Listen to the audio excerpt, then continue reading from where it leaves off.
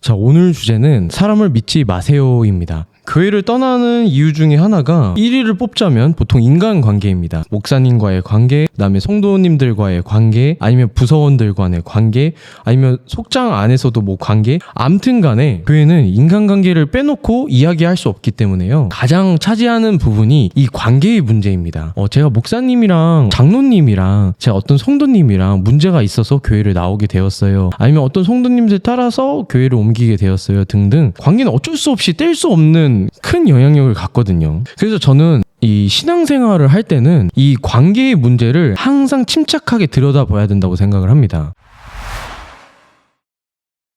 이 교회 안에서 이 관계에 대해서 분석을 하고 또 면밀히 생각을 해보고 묵상을 해보고 하는 사람들이 대부분 이 신앙생활에 대한 만족도가 되게 높습니다. 무턱대고 관계를 막 순수하게 하시는 분들도 있고, 아니면 거리감을 확 두고 정말 극단적으로 관계를 하시는 분들도 있긴 하시는데, 결론적으로 이 신앙생활을 교회 안에서 한다면요, 관계 밸런스를 잘 조절하고 항상 이 중간 어딘가에서 밸런스를 맞추려고 노력을 해야 신앙생활에 조금 더 건강하고 유익한 시너지들이 날 수 있거든요. 저는 솔직히 말하면 교회 안에서 인간관계를 너무 힘들어 했었습니다. 사역자기도 했고 교회를 출석하는 그런 과정들 중에서도 이 관계 문제를 가장 어려워했었던 사람 중에 한 명이에요. 사역자들과의 관계, 그리고 또 성도님들과의 관계, 선생님들과의 관계 부분에서 내가 어느 위치에 있는 게 제일 좋을까? 사역자는 이렇게 관계를 맺어야지 잘 할 수 있는 건가? 수없이 많이 고민을 했었거든요. 근데 이런 고민하는 가운데 이 현장에서 경험을 통해 얻었었던 몇 가지를 여러분들과 공유를 해보고자 합니다.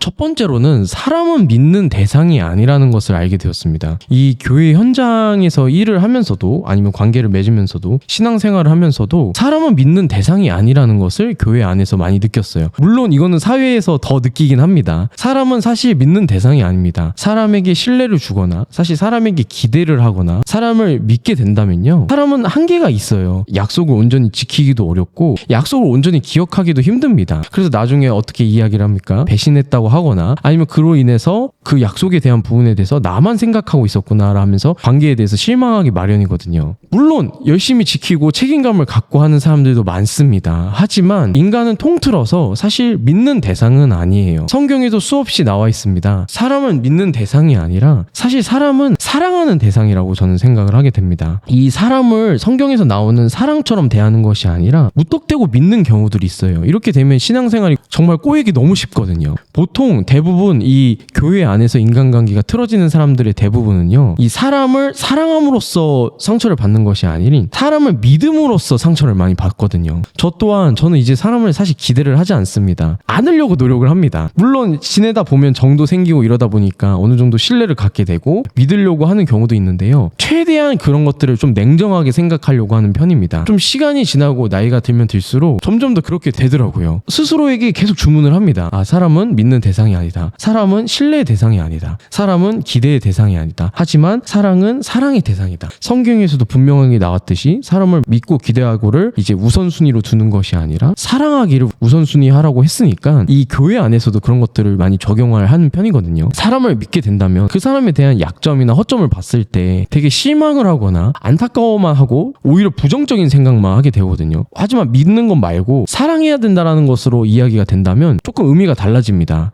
약점이 있어도 그것을 덮으려고 해요. 좀 허점이나 약속을 못 지킨다 하더라도 사랑을 하게 된다면요, 그럴 수도 있지, 오히려 존중을 하게 됩니다. 이 교회 안에서 여러분들이 신앙생활을 행복하게 하시려면 사람을 믿고 신뢰하는 것을 떠나서 오히려 사랑하려고 노력했으면 좋겠다는 생각을 합니다. 기독교 이 교회 안에서 결국에는 분열이 되고 결국에는 서로가 상처를 받고 서로가 배신감을 느끼고 실망을 하고 교회를 나가게 되는 또 결정적인 이유는 사람을 믿고 실망하고 배신감을 받고 이러기 마련이거든요. 교회 안에서 동관계, 교회 안에서 어떤 성직자와의 관계, 험근 관계, 권면할 때 이렇게 했었을 때 내 편이 되어줄 줄 알았는데, 내 편이 되어줄 줄 알고 믿었는데, 신뢰했는데, 내 속 얘기를 다 얘기를 했는데, 이런 경우가 많거든요.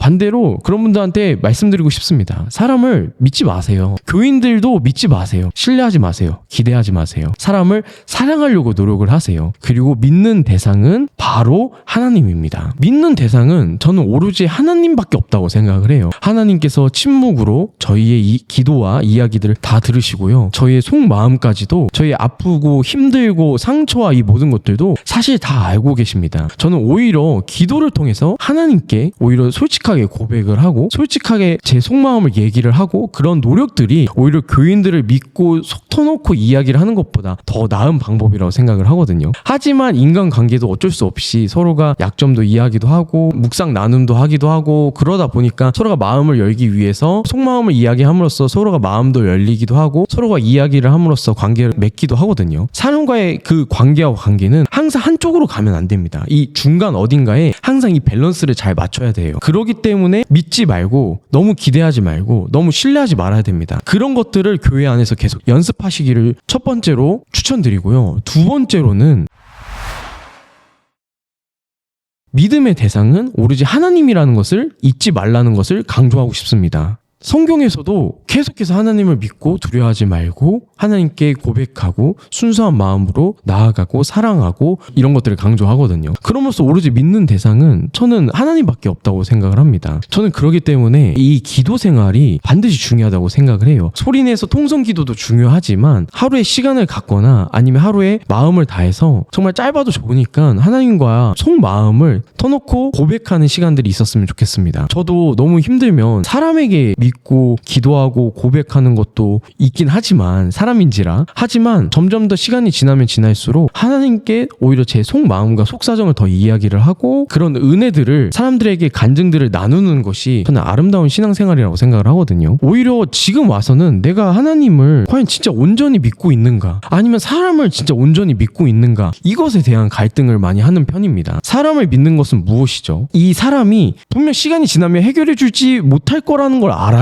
근데 신기하게도 전화를 통해서, 만나면서 카페를 통해서, 대면을 통해서 내 속마음을 막 이야기를 하거든요. 그러다 보니까 나중에 내 속마음에 대해서 교회에서 소문도 나기도 하고 헌담을 하기도 하고 비웃음을 당하기도 하고 그러면서 상처를 받는 경험들도 너무나 많았었습니다. 그래서 그때 깨달았었던 것은 사람을 이제 믿는 것이 아니라 조금이라도, 진짜 하루에 조금이라도 허점과 내 생각들과 내 마음을 먼저 하나님께 기도하는 이 신앙생활을 가져야겠다라는 생각을 합니다. 오히려 그렇게 되니까 저는 좀 마음이 좀 속 편하고 더 행복한 것 같아요. 그러면서 단순하게 신앙생활을 하는 게, 정말 이 심플하게 신앙생활을 하는 게 오히려 저는 이 교회 생활에서 반드시 필요하다고 생각이 들더라고요.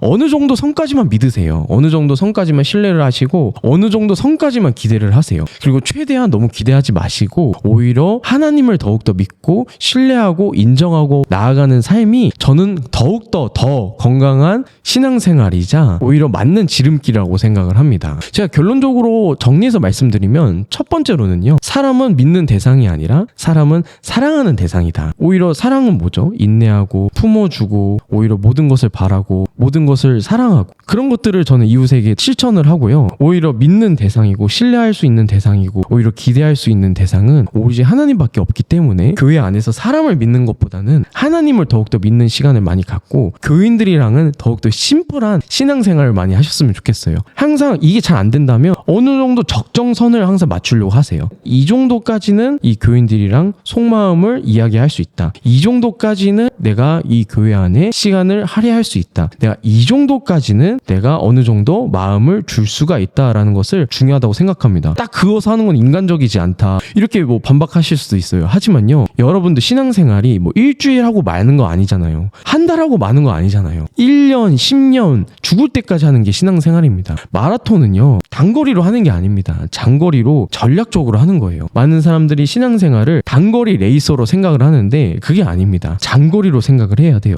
항상 이런 꾸준한 적정 분량들을 계속해서 생각을 하셔야 됩니다. 마라톤이고요, 지도자들은 페이스메이커들이에요. 여러분들이 이 페이스들을 잘 조절할 수 있도록 도와주는 사람들입니다. 그것을 잊지 말고 그 사람들을 어떻게 신뢰하고 믿는 것이 아니라 동역자로서 오히려 사랑한다라는 의미를 더욱더 깊이 생각을 하셨으면 좋겠습니다. 정리합니다. 사람은 믿는 대상이 아니라 사랑하는 대상이다. 그리고 오로지 온전히 믿을 수 있고 기대할 수 있고 오로지 신뢰할 수 있는 대상은 하나님이다 라는 사실 사실을 잊지 않으셨으면 좋겠습니다.